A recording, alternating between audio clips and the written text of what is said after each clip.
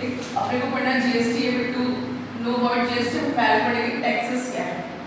आप जानते हो टैक्स क्या है?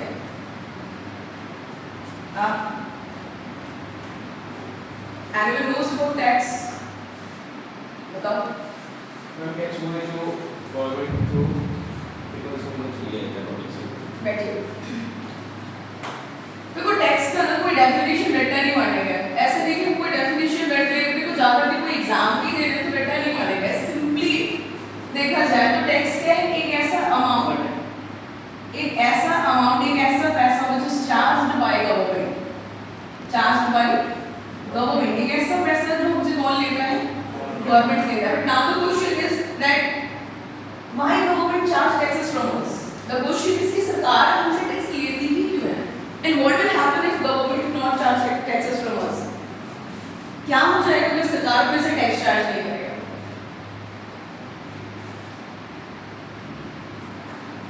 आंसर दें? आप बताइए। No answer. आप बताओ। आपने पढ़ा सर, आप बताओ।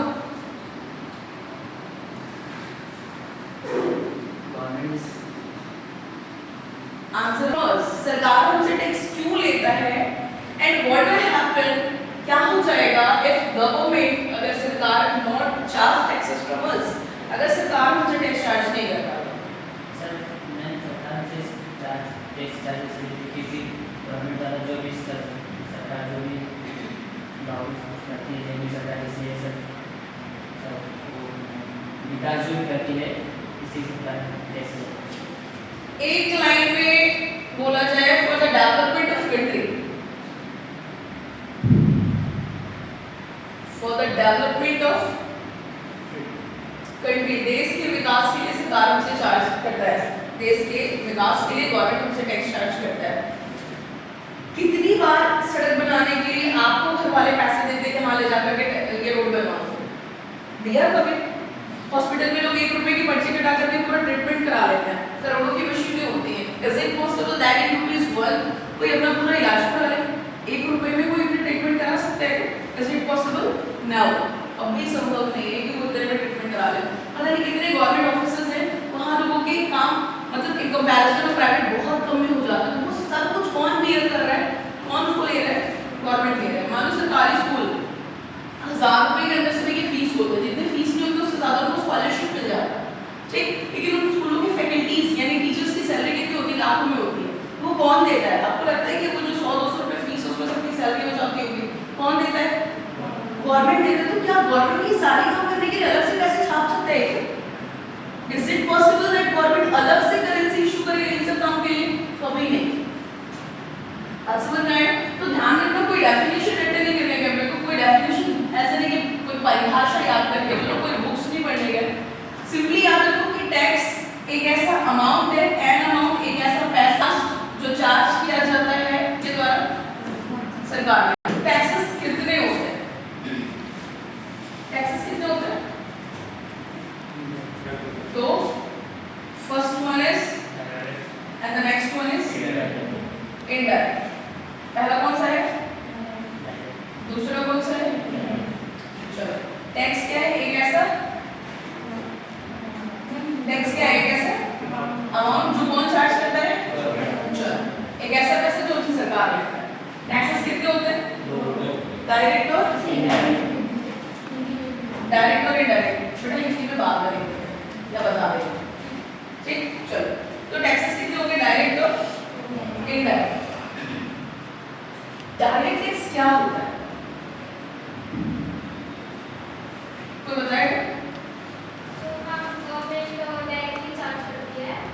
डायरेक्टली मतलब क्या है? ऐसे कैलकुलेटर पे लगाया और बोला निकालो, वो डायरेक्टली किसी और को भेज करके निकलवाया, वो इनडायरेक्टली। एक लाइन में है जिस टैक्स को पे करने का बर्डन, ध्यान रखना, जिस टैक्स को पे करने का बर्डन, जिस टैक्स को चुकाने का भार, ठीक, ऑन अर्नर, अर्न यानी कमाना, अर्नर यानी कमाने वाला। जिस टैक्स को पे करने का बर्डन, जिस टैक्स को चुकाने का भार, जिस टैक्स को चुकाने के दायित्व, जिस टैक्स को पे करने की लायबिलिटी ऑन अर्नर कमाने वाले पर होता है, वो टैक्स कौन सा टैक्स होता है? Direct tax. एक लाइन में बोलो ना, जो कमाएगा वो चुकाएगा।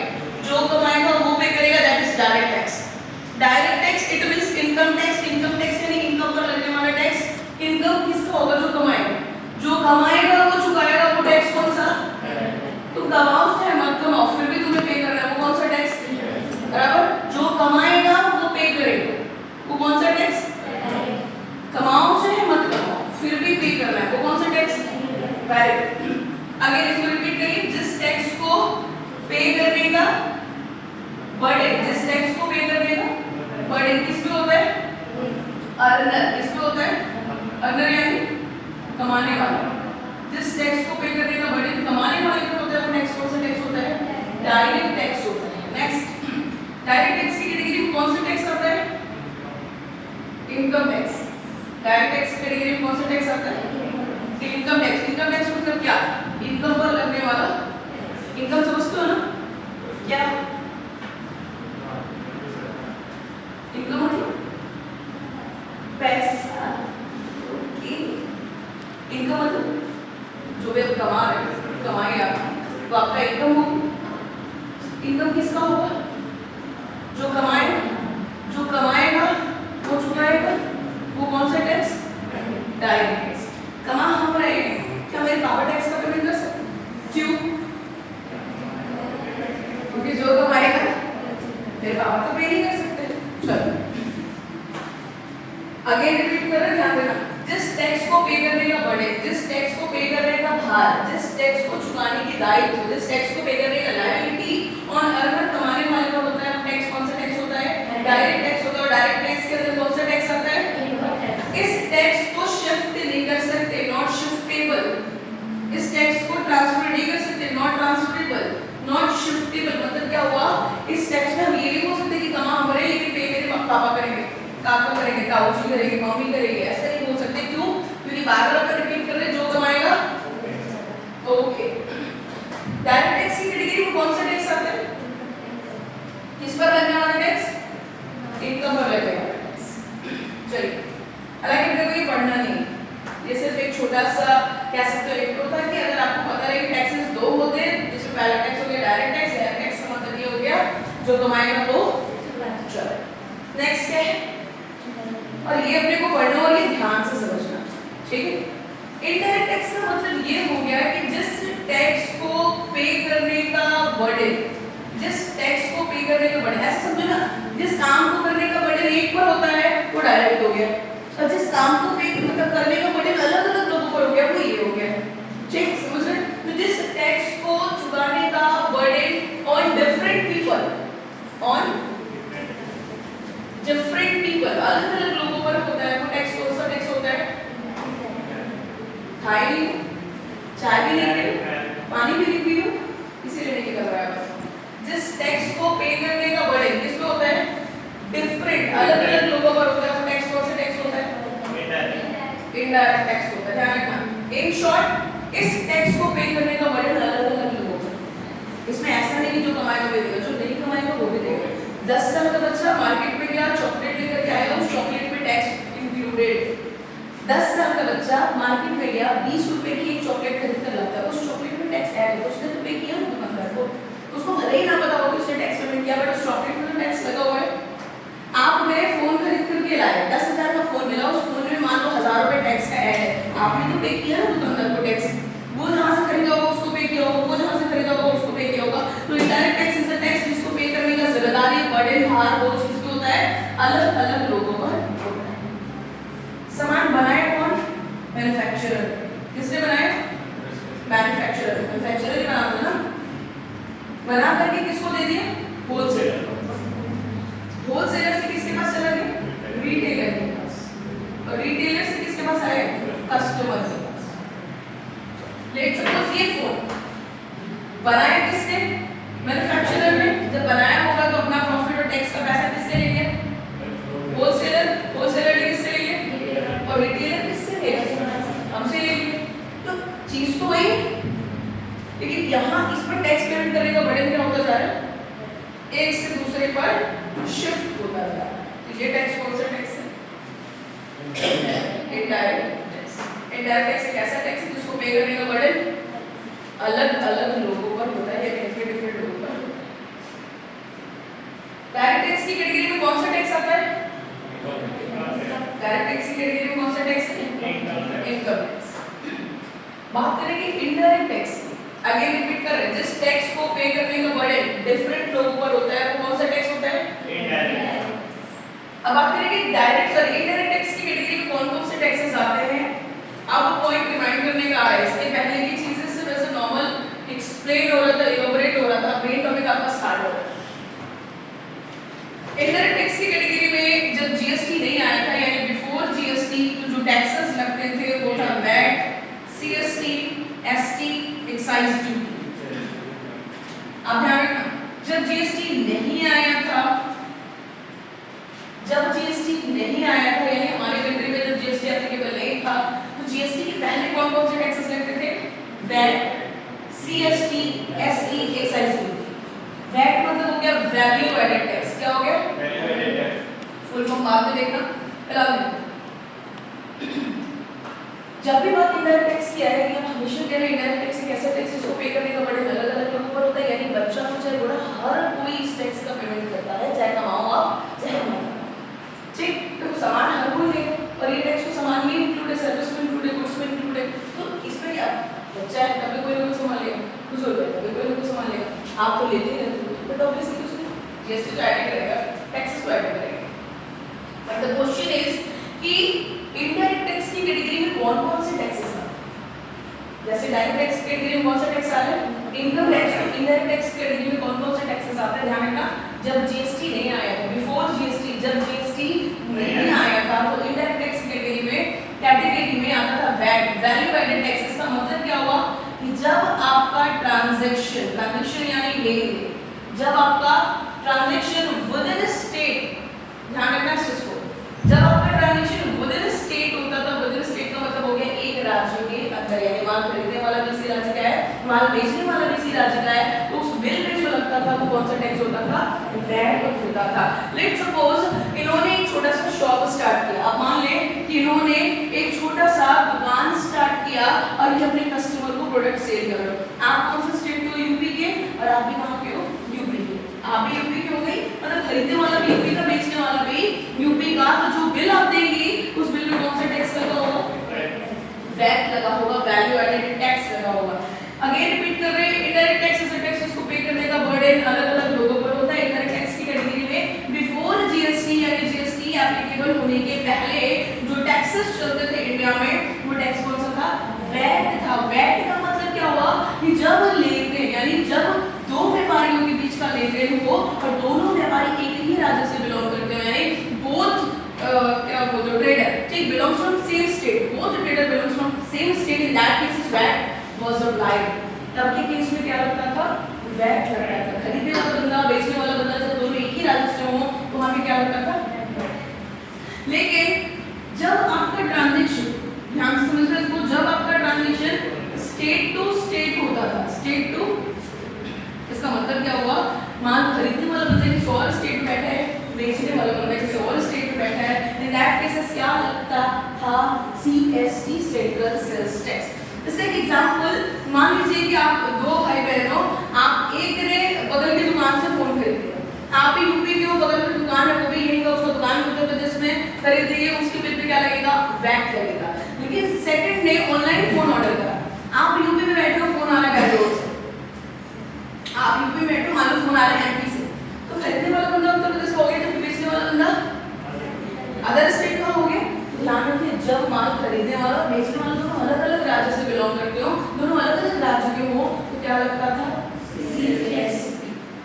अच्छा, एक राज्य के हो तो क्या लगता था? वैट। और जब अलग-अलग मतलब डिफरेंट स्टेट के हो तो क्या लगता था? इसमें कोई दिक्कत? अभी फुल फॉर्म पे नहीं लो, फुल फॉर्म की बातें नहीं कर रही है। ये कवर टैक्सेस से, जब जीएसटी नहीं आया था उसके पहले ये सभी टैक्सेस लगा करते थे। Next is service tax. अभी हम आपको पढ़ा रहे थे, कोई माल तो नहीं बेच रहे, हम आपको पढ़ा रहे, मालूम पढ़ाते पढ़ाते पीछे मैंने एक लाइव रिकॉर्डिंग रख दिया।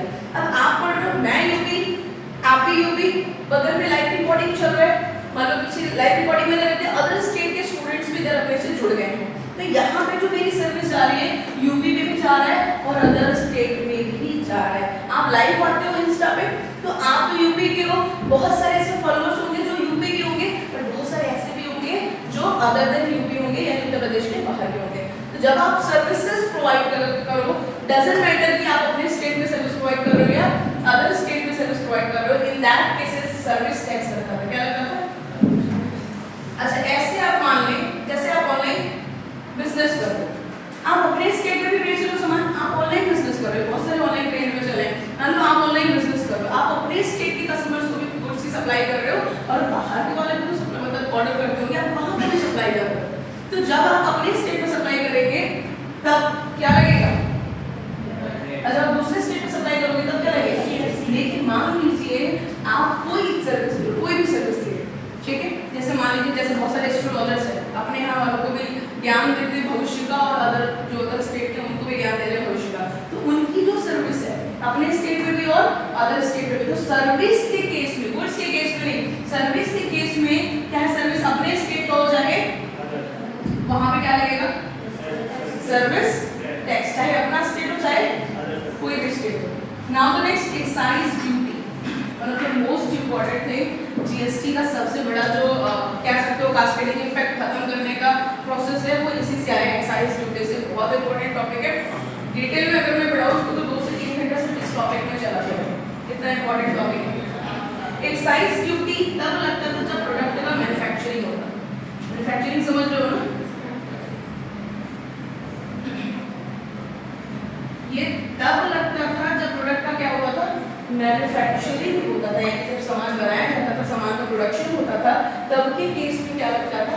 एक्साइज ड्यूटी लगता था। ध्यान रखना, जब प्रोडक्ट मैन्युफैक्चर होगा, जब प्रोडक्ट का प्रोडक्शन होगा, जब सामान का निर्माण होगा, जब सामान बनेगा, तो दैट केसेस क्या लगता था भाई?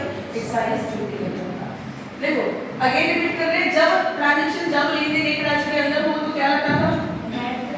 जब एक राज्य से दूसरे राज्य में हो तो सर्विसेज पे हो तो, और अगर सामान बन रहा है तो